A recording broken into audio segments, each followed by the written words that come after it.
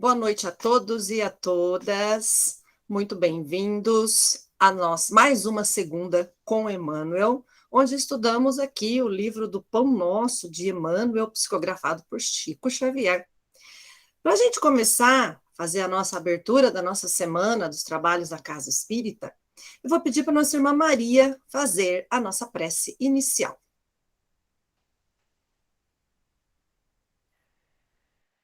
Vamos todos, então, fechar os olhos, já nos sintonizando com a espiritualidade maior, deixando com que esses espíritos amigos que estão conosco no estudo de hoje cheguem até nós, emanando as suas energias, para que possamos, Senhor, ter um pouco mais de luz, um pouco mais, Senhor, da paz e do amor que esses espíritos amigos distribuem com tanto carinho a todos nós encarnados que necessitamos, a todos aqueles, Senhor, que neste momento precise da sua ajuda, precise do seu carinho, do seu aconchego, que seja levado a todos os lares, a todos os irmãos desamparados que se encontram em aflições, que eles possam receber de Ti o seu amor infinito por nós. Te agradecemos por toda a sua proteção, por tudo que nos tem proporcionado e nos ajudado nessa caminhada. Esteja conosco, hoje e sempre, que assim seja. Obrigada, querida Maria, pela linda prece para a gente iniciar a nossa noite. Uma noite de estudo, uma noite de compartilhamento de experiências, né, de explorações, de ideias aí que surjam durante, né, a leitura e a apresentação que eu me disponho a coordenar aqui com vocês, tá? O que eu vou propor aqui hoje? Cada hora eu invento uma coisa, né? Eu não sei onde eu vou parar com isso, gente, mas tudo bem, fica inventando. O capítulo 32 hoje, ele tem um título bem pesado, eu coloquei lá no grupo de WhatsApp, cadáveres, mas a gente vai entender esse tema e trazer, assim, a proposta é fazer a leitura do livro, da parte do livro do Emmanuel, onde ele coloca um pedaço da Bíblia, do Evangelho, aí ele faz a explanação. E a gente aplica no nosso dia a dia, né? A nossa busca é essa, é pôr o Emmanuel em nossas vidas.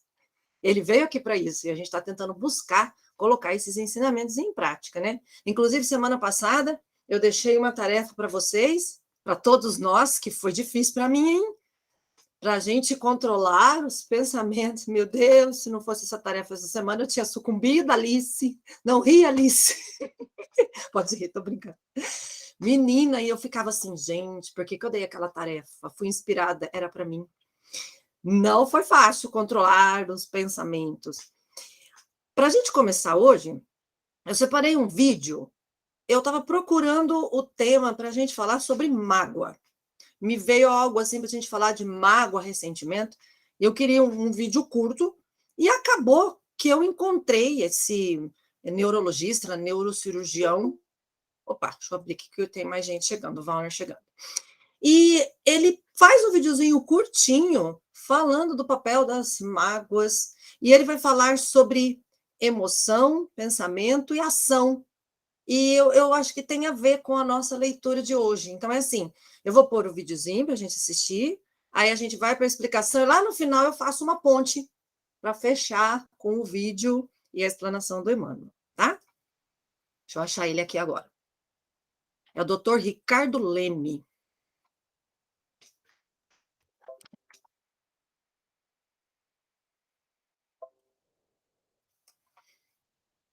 Espera que eu vou fechar. Ó, então, a proposta é, o que é mágoa? Vou fechar o meu áudio, então, para passar o videozinho para vocês. Mágoa. A mágoa é uma palavra muito interessante, porque no dicionário ela é mácula, mancha, alguma coisa que está, de alguma forma, marcando a pessoa. Mas se a gente puder fazer um exercício de olhar a palavra com mais cuidado e atenção, a gente vê que mágoa a gente pode decompor em má água, por exemplo. E o que significa isso? Cada um dos elementos, a terra, por exemplo, ela está ligada ao corpo físico. A água, é fácil a gente perceber que muitas vezes ela se liga ao aspecto emocional do ser humano. A água está ligada às emoções. Assim como o ar está ligado aos pensamentos, e assim como o fogo está ligado à vontade que a pessoa tem de viver, aquela pessoa que tem um fogo de viver, vontade. Então, nesse sentido, quando você fala mágoa, tente olhar para a mágoa como má água. E olha como isso, de alguma forma, começa a fazer algum sentido dentro da compreensão do que a mágoa possa ser. Por quê? A má água é aquela água que não está fluindo, é aquela água que está parada, é aquela água que muitas vezes está endurecida. Só que a ideia ligada à água é a ideia de rio, a ideia de mar, é uma água que está fluindo, uma água que está sempre em movimento. Então, quando a gente fala em mágoa dentro do corpo humano e pensa em sentimentos, a gente imagina uma sensação, um sentimento que está endurecido, cristalizado, que a pessoa não está soltando. A má água seria o quê, por exemplo? A dificuldade de perdoar, a dificuldade de pedir perdão. Essa dificuldade em fazer com que as emoções fluam de uma forma mais natural. E se essas emoções não fluem naturalmente, ela começa a ficar dentro da pessoa como ressentimento. E hoje, cada vez mais, dentro do campo da medicina psicossomática, a gente sabe que quando os sentimentos não têm um fluxo, quando não existe o perdoar, o pedir perdão, o sentimento não seja algo que seja trocado mais naturalmente, aparecem doenças. E mesmo no mundo natural, a gente observa a água que a gente compra, né? A água mineral que a gente compra, você observa que ela vem com validade. E a água é uma coisa muito pura, mas ela vem com validade. Então você vê, até a água mais pura que seja, se ela fica parada, sem ter fluxo, ela pode estragar. Do mesmo modo, a mágoa dentro do ser humano. Todo mundo que guarda mágoa, que tem essa dificuldade em lidar com as emoções, ela também pode estar estragando o seu corpo, favorecendo o processo de adoecer.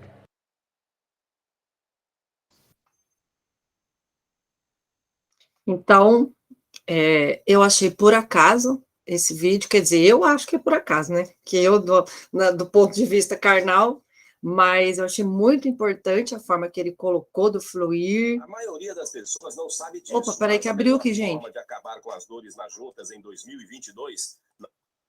Abriu o áudio no fundo, perdão. Abriu outro vídeo. O vídeo, ele continua funcionando no segundo plano.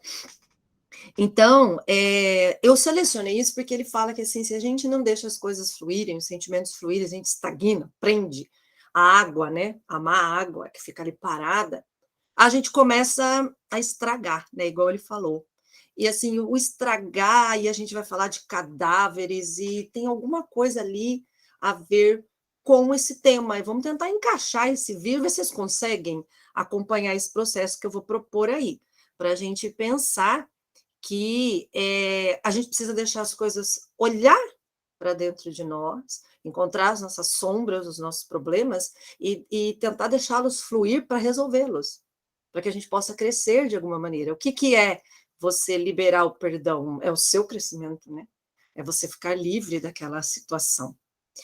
Para a gente começar, eu vou colocar agora o texto de hoje. Ó.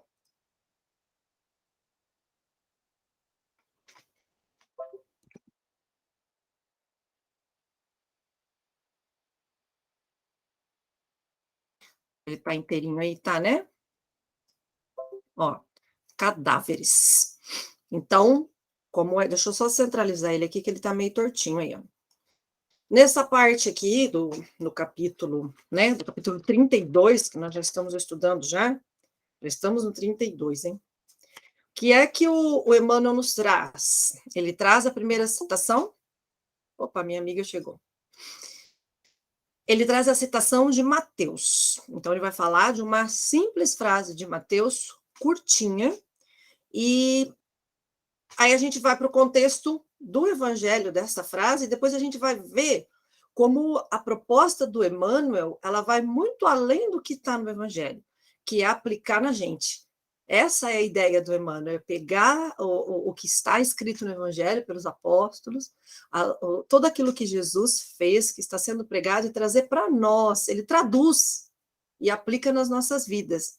Então, essa parte aí, ó, pois onde estiver o cadáver, aí se juntarão as águias. Também tem traduções que colocam os abutres, os corvos, que é a sensação de a água parada, né? O corpo morto, e as aves de rapina que estão esperando ali para atacar. Então, vamos falar um pouco do Evangelho de Mateus.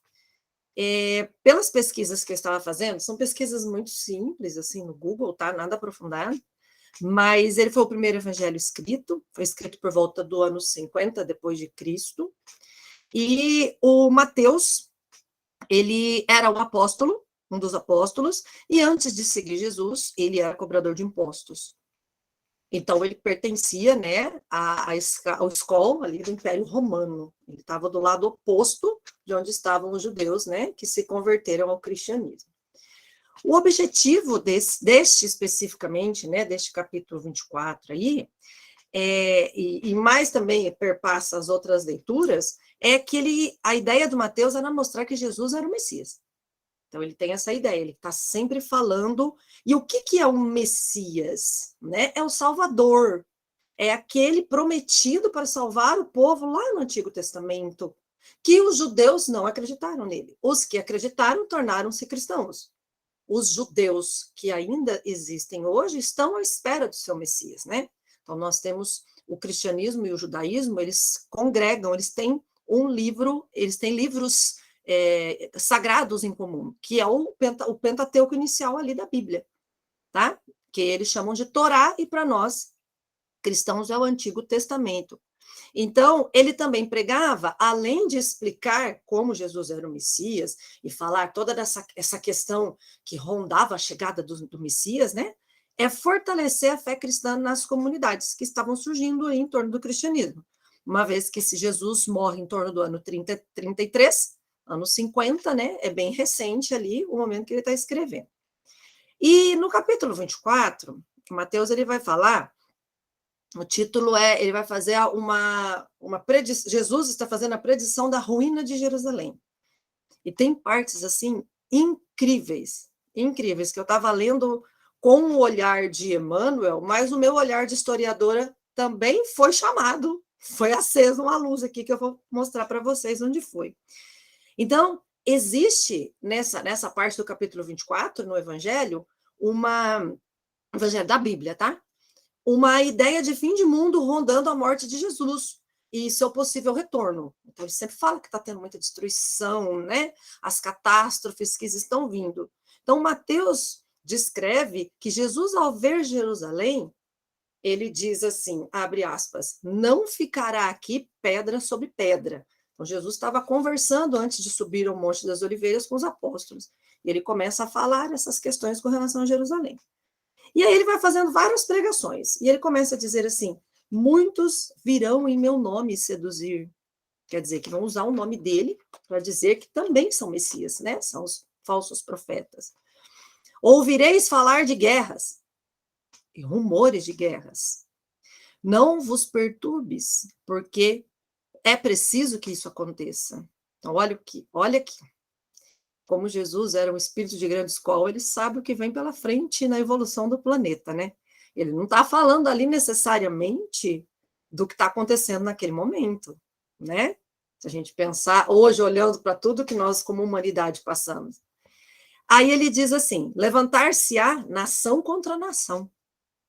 Haverá fome, peste, desgraça. Olha quanta coisa que Jesus está dizendo que ia acontecer.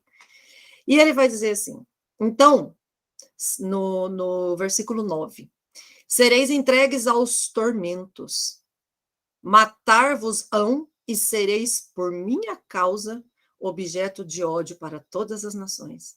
Aqui eu parei e me deu até um arrepio. Que o que não foi, o que não representou para a humanidade, a quantidade de mortes, né, em nome do cristianismo na história do mundo. A expansão, né, da Europa sobre a América, sobre a Ásia, sobre a África, em nome de Cristo. E olha Cristo falando, hein? Segundo Mateus, era Cristo falando lá atrás, enquanto estava vivo. Então, cristãos seriam objetos de ódio para as nações. O que significa isso? Quer dizer, aquele que estava perseguindo hoje, um dia ia perseguir. Caramba, está dizendo. E mesmo assim, muitas mortes ocorreram pretensamente em nome de Cristo, né? Não com autorização de Cristo para se fazer destruições, né? E aí, pro finalzinho, né? Ele vai falando de várias coisas que vai acontecendo, e ele vai dizer assim: onde houver um cadáver, aí se juntarão os abutres, as águias, os corvos, que são as aves. O Emmanuel se refere a aves de rapina de uma maneira geral, que são as aves que vão comer a carne, né? Que está ali, o que a gente chama de carniça, né? A carne em putrefação. Então, ele fala da destruição que ocorrerá caso os seres humanos sigam os falsos profetas, que dizem que vem Jesus ali ou acolá. Então, ele pede, né? Mateus, ele traz a responsabilidade no evangelho dele sobre cada indivíduo, para que ele saiba identificar onde está Jesus e não se deixe guiar por quem se diz enviado de Jesus, ou mesmo que se diga um novo Messias nesse sentido. Então, o Mateus está ali para trazer responsabilidade para as pessoas, tá? Agora, antes da gente entrar na parte do Emmanuel, vamos ler o texto, e daí a gente vai fazendo um comentário, tá? Então, vou seguir aqui. Apresentando a imagem do cadáver e das águias, referia-se o mestre à necessidade dos homens penitentes que precisam recursos de combate à extinção das sombras em que se mergulham. Não se elimina o pântano atirando-lhe flores. Os corpos apodrecidos no campo atraem corvos que os devoram. Essa figura de alta significação simbológica é dos mais fortes apelos do Senhor, conclamando os servidores do Evangelho aos movimentos do trabalho santificante. Em vários círculos do cristianismo renascente, surgem os que se queixam, desalentados da ação de perseguidores, obsessores e verdugos visíveis e invisíveis. Alguns aprendizes se declaram atados à influência deles e confessam-se incapazes de atender aos desígnios de Jesus. Conviria, porém, muita ponderação antes de afirmativas desses jaez, que apenas acusam os próprios autores. É imprescindível lembrar, sempre, que as aves impiedosas se ajuntarão em torno de cadáveres ao abandono. Os corvos se aninham noutras regiões quando se alimpa o campo em que permaneciam. Um homem que se afirma invariavelmente infeliz fornece a impressão de que respira num sepulcro. Todavia, quando procura renovar o próprio caminho, as aves escuras da tristeza negativa se afastam para mais longe. Luta contra os cadáveres de qualquer natureza que se abriguem em teu mundo interior. Deixa que o divino sol da espiritualidade te penetre, pois, enquanto fores ataúde de coisas mortas, serás seguidos de perto pelas águias da destruição. Olha, então assim, a gente vê Mateus falando de destruições, de guerras, em nome de falsos profetas, o próprio cristianismo entrando em crise, e o Emmanuel vem e fala, legal, e vocês espíritas? Eu acho isso maravilhoso. Ele vem naquele cutuque na gente, e agora é hora da gente pensar no que ele falou. Então, olha só, numa forma resumida, o Emmanuel vai trazer o evangelho para dentro de nós, literalmente, nas partes mais sombrias que temos, identificando a luz de Jesus dentro de cada um. Porque da mesma maneira que nós temos partes escuras, nós temos sombras, nós também temos a luz. Então, nós temos que saber identificar onde deixar o que florescer, né? Então, ele começa assim, lá no primeiro parágrafo, falando sobre os cadáveres e as águias, né, ou os abutres, sobre as necessidades dos homens penitentes, dos homens arrependidos, que precisam combater as sombras em que se mergulham. Então, o que ele está dizendo?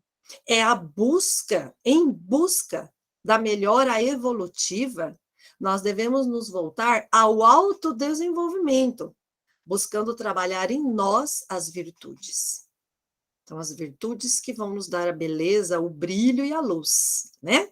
Então, isso que ele está dizendo, a extinção da sombra em que se mergulham. No segundo parágrafo, ele continua assim, ele vai usando metáforas, né? Não se elimina o pântano atirando-lhe flores. Não adianta você ficar bordando, pintando e ajeitando a sujeira, jogando debaixo do tapete, não é? Então, assim, não se enfrenta problemas fingindo que resolveu eles, né? Floreando o problema. Eu coloquei assim, o que é um pântano? É um terreno alagadiço, com água parada, com lodo. O que a gente tem que fazer? Nós temos que drenar e limpar esses pântanos de nossa mente. E os nossos corações também, sem fingir aparências de beleza e superficialidade. É encarar de verdade que nós estamos aqui em crescimento, que todos nós, por melhores que nos achemos, temos muito ainda para crescer. Então, não tem nada de flor, não. Nós estamos no pântano mesmo, vamos encarar o pântano. Como é que a gente vai fazer para drenar esse negócio, né? No terceiro, aí ele já vem falando dos corpos apodrecidos no campo. Aí você fala, nossa, mas que pesado, né? Corpos apodrecidos atraem corvos. Então, os nossos problemas, isso é uma interpretação minha, né? Foi o que eu fui sentindo quando eu estava fazendo. Os nossos problemas, quando a gente não resolve eles ficam lá estagnados, igual a má água, que nós vimos no vídeo, né? A gente acaba entrando em ciclos na nossa vida que a gente começa a repetir esses problemas. E a gente não consegue sair deles. É como se a gente ficasse atraindo aquelas mesmas energias, aquelas mesmas situações, e você fica patinando no lugar só e perguntando, mas o que está acontecendo? Não é? E às vezes levam a vida inteira situações que vão se repetindo. E às vezes julgamos estar bem, inclusive. Você fala, eu estou tão bem, né? E a gente começa a observar que determinadas situações se repetem como ciclos. E logo nós pensamos, não acredito, mas de novo? Pode ver que a gente... por exemplo, marquei aqui um exemplo. Nossa, mas eu acabei de sair de um relacionamento abusivo, entrei em outro. Tá? Um exemplo, só para a gente ficar uma coisa mais concreta. Ou, por exemplo, encontrei alguém difícil de lidar no trabalho, mas com as mesmas características do outro, lá do outro trabalho que eu saí. Mas qual é a chance disso acontecer com a mesma pessoa? Não é? Ou numa situação de família angustiante, que se troca a pessoa e a situação continua. Então, o que é isso? É Deus.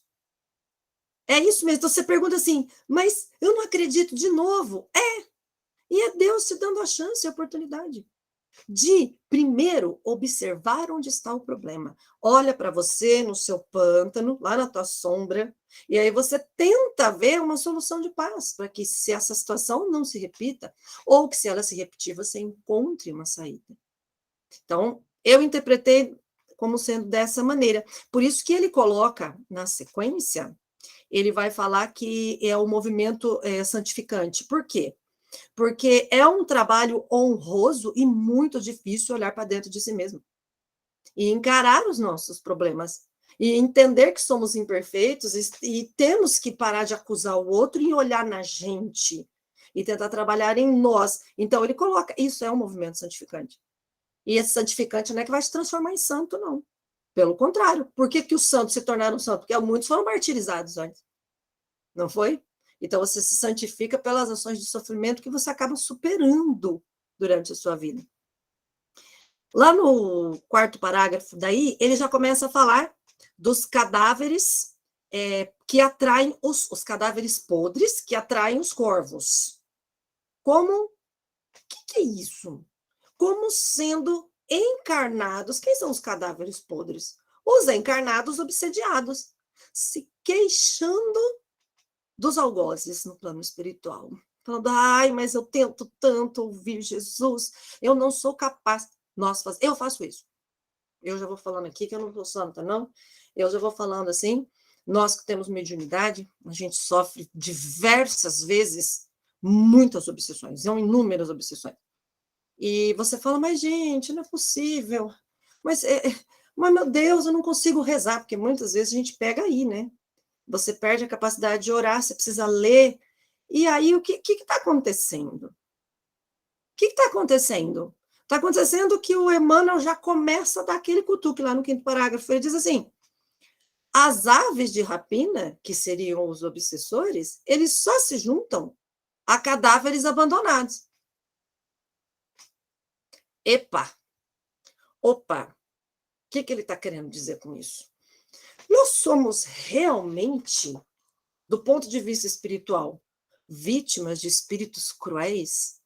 Ai, coitada da Marilyn, sofrendo essa obsessão. Eu não mereci isso, hein? Eles estão vindo atrás de mim porque eu sou muito boazinha. Claro que não, né, gente? São espíritos que nos reconhecem, né? Aqui na Terra não nos veem como encarnados, mas falam, olha lá, ó. Olha lá onde a bonitona está. Não aprontou? Vamos aprontar com ela.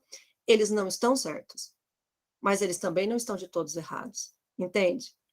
Eles só estão retribuindo o que nós fizemos. Se a gente fizesse o bem, eles retribuiriam o bem. Então, se a gente já foi muito cruel com eles em outra vida, por mais que a gente não lembre, daí a gente ter que se manter sempre em estado de sem má água, né? Sempre deixando as coisas fluir, num sentimento de perdão, você começa a pensar, nossa, eu fui cruel antes com ele, se eu estou sofrendo aqui. Então, você começa a se colocar numa posição de reconhecimento, de possibilidade de humildade. Você fala, não, realmente eu acho que eu errei. E o sentimento de perdão começa a brotar em forma da oração, da proteção, e você tira do seu obsessor, de repente, o seu melhor amigo. Por amor. Não porque um se vinga do outro incansavelmente, vão se revezando, um no plano espiritual, o outro no carnal. Então, esse cadáver, que é o nosso corpo, a gente estava cuidando dele, orando, protegendo, ou a gente abandonou nas mãos dos obsessores? Com as nossas energias, os nossos pensamentos negativos, com as nossas más atitudes, né? Então, aqui no 9º parágrafo, eu achei outra comparação. Então, só para relembrar, o Emmanuel ele compara o cadáver a 3 coisas. A gente já viu 2 até agora, ó. Primeiro é o cadáver, os problemas que nós temos, as sombras, né, as sujeiras que a gente guarda dentro da gente, que atraem corvos, que seriam outros problemas parecidos para a gente resolver. Segundo, o cadáver como sendo o nosso corpo físico e mental em descuido, onde a gente acaba atraindo os obsessores. É incrível, mas é a gente que atrai. Porque, de repente, eles estavam conosco há séculos e nunca foram acionados, mas é a nossa baixa de vibração que aciona, né, o ataque espiritual sofrido. E essa terceira e última comparação que ele faz é quando ele diz assim, brilhantemente, quando o homem, a mulher, infeliz, na situação de infelicidade, ele colocou aqui, ó, um homem que se afirma invariavelmente infeliz, uma mulher que se afirma invariavelmente infeliz, fornece a impressão de que respira num sepulcro. Olha que pesado. O que ele quis dizer com isso? Então, ele vai dizer que o cadáver são essas energias negativas de tristeza que ficam ali sendo atraídas por essas aves de rapina, essas aves da lei de atração. Você só pensa em nível de vibração de tristeza. Então, você atrai essas aves de negatividade, que vão piorando a sua situação. Então, aí ele continua assim, quando procura renovar seu caminho, realimentando a sua mente com boas inspirações e bons propósitos, as aves da tristeza vão embora. Então, né, o que está acontecendo? Está tudo nas nossas mãos. Então, o que o Emmanuel fez até esse 9º parágrafo aqui foi dizer, cristãos ou não, né, ser humano encarnado, a solução para a sua melhora está na sua mão. E às vezes a gente pega um título desse, não imagina que vai chegar onde chegou, né? Um título pesado, como eu disse, né? Cadáveres, e ele vai fazendo essas comparações. Primeiro, com problemas, depois com descuido do corpo, entregues à obsessão, e depois com descuido energético, entregues à tristeza. No 10º parágrafo, ele vai dizer assim, eu fiz uma comparação que eu achei muito importante.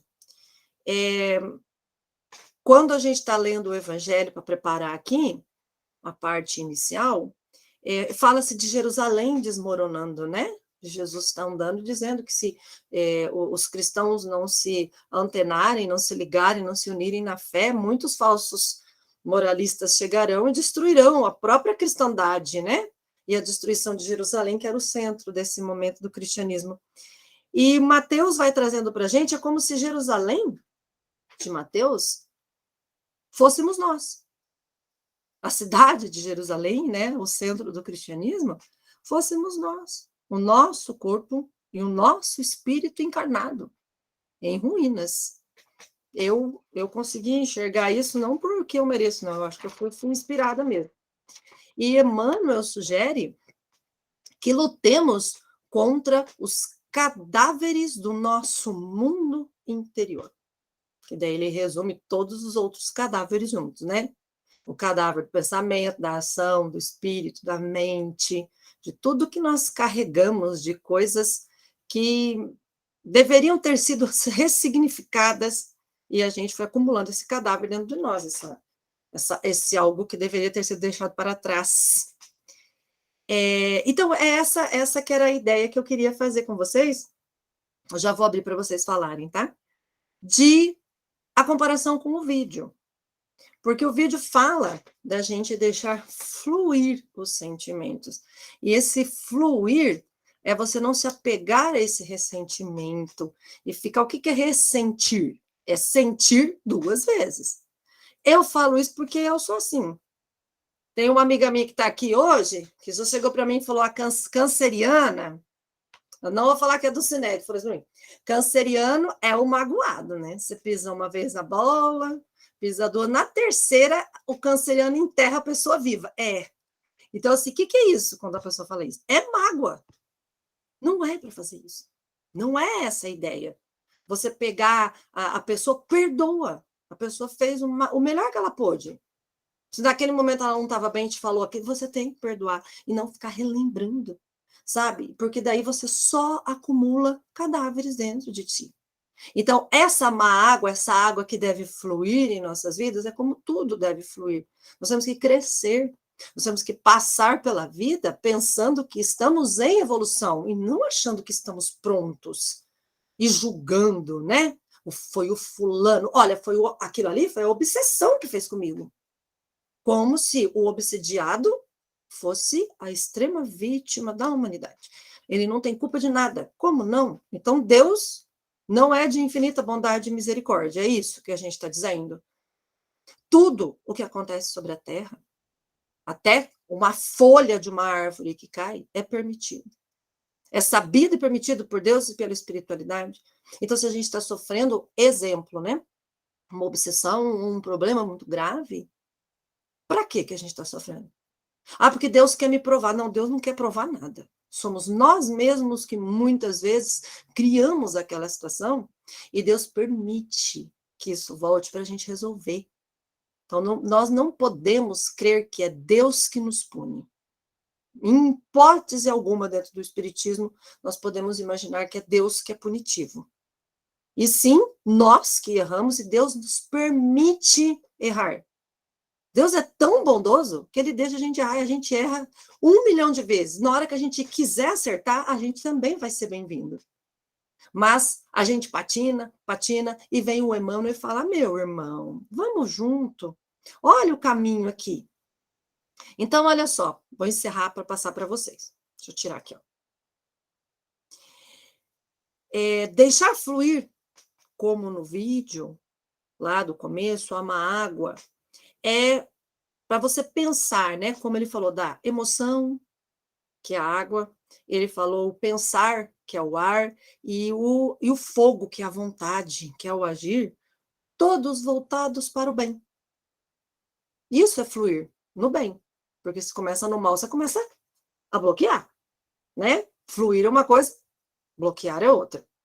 A água que para, ela endurece, apodrece, não flui, se ressente, ela estagna e vai atraindo as aves de rapina para as nossas emoções, que são, a gente viu, os próprios sentimentos negativos, os problemas que se repetem.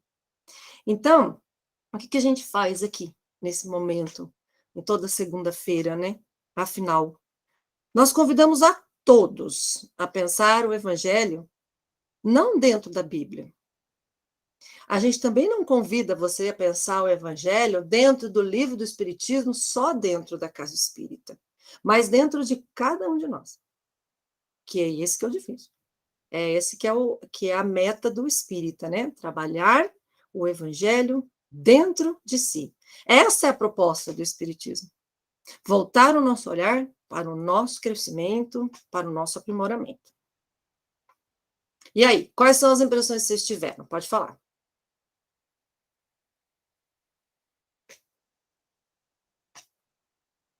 Solta, gente, não precisa ficar nervoso. Eu falei aqui interpretações que eu cheguei à conclusão, mas vocês podem ter chegado a outra, não tem problema.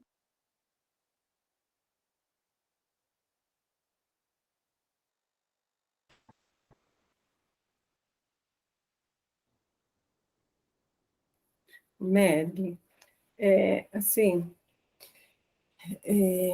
eu penso que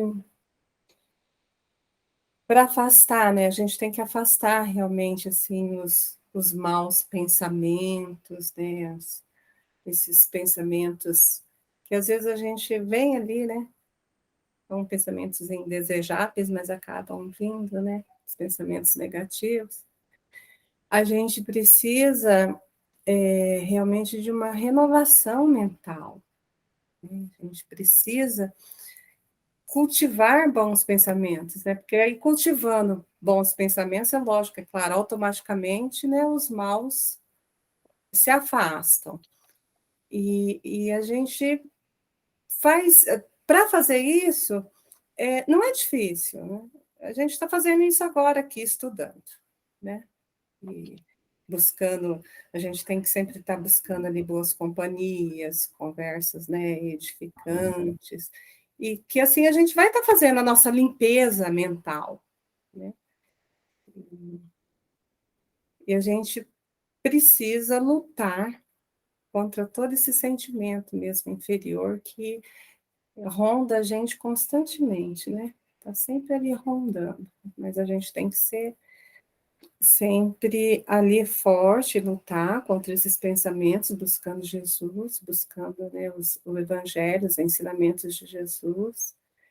E a gente não pode se permitir ficar ali no comodismo, né? Porque às vezes a gente fica ali parado, a gente não age, é isso que você falou do agir, a gente não age, né? A gente tem que aproveitar ao máximo esse período que a gente tem aqui, que a gente se encontra encarnada, né? A gente não pode ficar na inércia, enquanto a gente tem o tempo para crescer, o tempo para progredir, né? Todos nós temos que procurar essa luz que a gente tem interior, porque todos nós temos, né? Então a gente tem que buscar isso, né? Para que a gente não seja ali envolvidos, né, pela escuridão. E só assim a gente vai deixar deixaremos de ser esses cadáveres, né? Esses cadáveres pantanosos, Isso, né? Que nós... Maria, perfeito. Quando a gente para e numa segunda-feira à noite, estamos aqui 9 pessoas, né, ao vivo no Meet, fora o pessoal que assiste depois no YouTube, todo mundo que assiste para, não é porque somos nós, mas é pelo momento de você se dispor a ouvir a falar de Jesus, a se colocar em oração e a cada palavra falada você refletir sobre as suas atitudes, isso é mudança de pensamento. Porque os pensamentos, eles são um fluxo constante, que esses a gente deixa fluir, né? A gente não vai deixar fluir o perdão. Não, o perdão é difícil. Vamos deixar fluir aquele pensamento da corre-corre do dia a dia, que é aquela loucura que você fica no automático, que você nem sabe o que você está fazendo mais. Né? Até o carro te leva, é o carro que te leva, não é você mais que leva nada. Então, assim, quando você para, e assim, existem maneiras diferentes de você se dispor a mudar de pensamento. E eu admiro muito, porque assim, eu venho aqui, para eu mudar meu pensamento, eu tenho que falar, estudar, aprender para conversar com vocês. E vocês conseguem mudar o pensamento ouvindo a fala do palestrante. Olha que diferença. Por isso que eu sempre digo que aquele que fala é o que mais precisa aprender. Vocês podem ter absoluta certeza que a tarefa que eu deixei para vocês na semana passada foi o período mais árduo que eu passei, a tarefa era minha. Então, assim, quando vem por mim e fala, então, assim, ó, a Marilyn preparou isso aqui. A Marilyn vai ter que trabalhar isso aqui durante a semana, porque é assim que eu interiorizo. Então, você interioriza. Então, assim, é de uma gratidão imensa o que vocês fazem aqui comigo na segunda noite, me propiciar poder falar e trocar as ideias com vocês, porque está me ajudando de uma maneira imensa, imensa, vocês não têm ideia. Isso para mim é um refúgio, eu falo bastante para a Adri isso. Meu refúgio. Esse diálogo favorece essa percepção, né? Dessa condição de transformar a si, e também aí nesse diálogo o tocar em pontos que para o outro poderão ser chamamentos para reflexão, né? Desse ponto que você coloca, se você me permite, Melanie, eu te interrompi, né? Claro que não, é para você falar mesmo, pode falar. É que nesse ponto que você coloca, da questão da mágoa e do perdão, né? O seu olhar de historiador acabou o meu vendo outro lugar, né? Dessa situação. Aí a primeira frase que me chama a atenção é a necessidade, está no primeiro parágrafo, a necessidade dos homens penitentes. Os homens penitentes, aqueles que estão se punindo, né, por um erro, pelo pecado, né? Eu gosto mais da palavra erro, né, que conota assim a possibilidade de você retomar e de acertar e de alinhar, né? E aí que eles precisam de recursos de combate à extinção das sombras em que se mergulham, que é remover esses pensamentos, né, no momento em que você está no erro de se martirizar. Eu vejo o cadáver como, sim, nosso corpo, porque é a única possibilidade de se tornar cadáver, mas eu vejo as aves de rapina numa representação simbólica dos nossos pensamentos, que vem trazendo, né? Então, assim, os homens penitentes precisam de recursos para extinguir estas sombras que eles mergulham, porque eu gosto de trocar a palavra do erro da palavra do pecado para o erro, porque muitas vezes o pecado pode, numa construção histórica, pode nos levar à percepção de que eu não tenho chance, eu pequei, agora eu não tenho mais possibilidade. E o erro não. O erro te leva a uma reflexão de que fiz errado. Como que eu posso? Aí vem ele, né, dizendo lá, né, que você, quando arruma o seu caminho, que agora eu perdi aqui, né, quando você arruma o seu caminho, você corrige certas coisas. E aí, né, a terapeuta que não tira o Jung da cabeça, né, e aí vem aquela coisa de luz e sombra. Não se elimina um pântano atirando-lhe flores. E hoje nós estamos vivendo num momento de positividade tóxica. Eu vou pensar positivo e tudo vai dar certo, mas não tem o autoconhecimento que você colocou perfeitamente. Eu preciso me autoconhecer. Eu preciso saber de verdade qual é a minha sombra, porque a sua, da Maria, do Everton, é diferente da minha. Embora a gente tenha as mesmas relações mais profundas, a minha sombra não é igual à sua. A gente precisa trocar, né? Então, eu vi assim, precisamos de autoconhecimento, a ferramenta é o autoconhecimento para que a gente possa limpar esse pântano das nossas mágoas, perfeito vídeo de início ali, e deixar que se faça que essas emoções, né, que esses erros, eles acabem fluindo de verdade, ou seja, que a gente analise isso firmemente e que tome um caminho. E aí fecha assim, né? Deixe que o divino sol da espiritualidade te penetre, pois enquanto você é ataúde, né, o caixão das coisas mortas, enquanto você está ali remoendo esses pensamentos negativos, quem vem para perto de você? Os maus pensamentos, os obsessores, as doenças psicossomáticas, tudo que vem acontecendo, né? Só que não esqueçam que não se elimina o pântano atirando flores. É preciso arrancar aquela trava que segura essa água, ou, como você colocou, drenar esta água, e autoconhecimento passa por dor.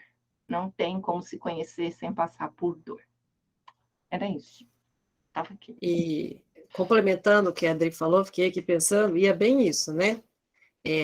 Em todas as situações de comparação que o Emmanuel nos trouxe, o cadáver e as aves de rapina, o que Maria disse também tem a ver. O cadáver é a zona de conforto, a ave de rapina é importante. É ela que vem te tirar daquela situação, é ela que te movimenta, é a dor, é a tristeza, é aquilo que te faz buscar ficar melhor. Olha que importante você encarar o sofrimento com outro olhar. E um detalhe, você usou a palavra tristeza, eu vou trazer, né? Que hoje a gente tem tentado repudiar a tristeza. E nós precisamos de todos os sentimentos, porque Deus é perfeito e Ele criou com perfeição todas as emoções. É na tristeza que eu olho para dentro de mim, é na tristeza que eu reconheço. Então, não adianta dizer assim, eu vou escutar uma música, eu vou sair, eu vou comprar aquilo, eu não quero sentir essa tristeza. Ao contrário, sente e sinta a tristeza, porque é dali que você vai conseguir drenar, né? Esse sentimento aí obscuro, esse pensar dolorido. É isso mesmo, a vida não é feita só de bons momentos, não estamos no planeta adequado para isso ainda. Não é regeneração, ainda estamos na expiação. Então, não vem querer falar que está todo mundo feliz, as redes sociais podem mostrar com os filtros o que quiser. Nós estamos aqui, seres humanos, a gente compartilha as nossas dores para dizer, sofremos sim e vai sofrendo mesmo. Não dá tempo de parar de sofrer para fazer as coisas, não. A gente precisa atuar, a gente precisa trabalhar, como Maria colocou, na mudança dos nossos pensamentos, e a hora é agora, não é amanhã, quando eu tiver tempo. Olha que maravilha aqui nós todos juntos, né? A hora é hoje, é nesse momento exato em que estamos aqui. Mais alguém quer colocar alguma coisa? Ou a gente pode ir para o encerramento? Tudo certo? Eu acho que está todo mundo de parabéns aí, porque, nossa, as colocações foram excelentes, né? Eu ia acrescentar que o André Luiz sempre fala nos livros, né, e o Emmanuel também, que pensamento é matéria, gente. Então, tudo que nós pensamos, tudo que nós desejamos, são projetados no nosso ambiente, tanto físico quanto espiritual. E ambos, os encarnados e os desencarnados, eles têm acesso a essas informações. E nós os atraímos por nossa própria vontade.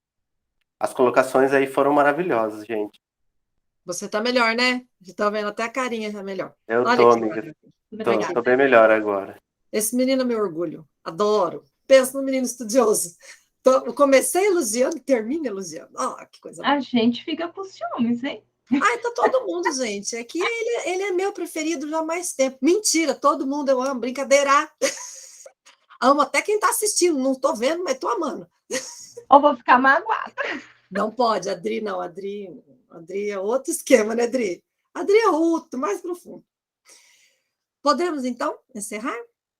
Vou passar, então, a palavra para nossa amiga, nossa irmã querida, Adriana, para fazer a nossa prece de encerramento. Eu convido vocês a fecharem os olhos e voltar esse olhar para dentro, porque dentro de cada um de nós está o nosso Criador. Está ali a nossa origem, nossa fonte. E vamos levar todas as palavras aqui ditas, sentidas, principalmente, para a nossa semana, para que a gente possa olhar para essas nossas sombras, porque toda vez que nós colocamos luz nesta sombra, ela deixa de nos incomodar, ela deixa de nos atormentar e de invadir. E como Emmanuel disse, os corvos, eles se esparramam pelo campo, eles mudam de lugar. Então, que nós possamos refletir sobre essas sombras, para que a gente não se torne cadáveres, mas sim servidores nessa jornada, ajudando sempre o Cristo, para que a gente possa ter um planeta, um mundo, uma terra limpa, linda, cheia de amor, prosperidade para todos. Que assim seja. Obrigada, Adri, pela linda prece de encerramento. E mais uma vez agradeço a todos vocês a paciência, o carinho, a solidariedade, a cooperação, a confiança. E a gente se vê na próxima semana com mais umas segundas com o Emmanuel.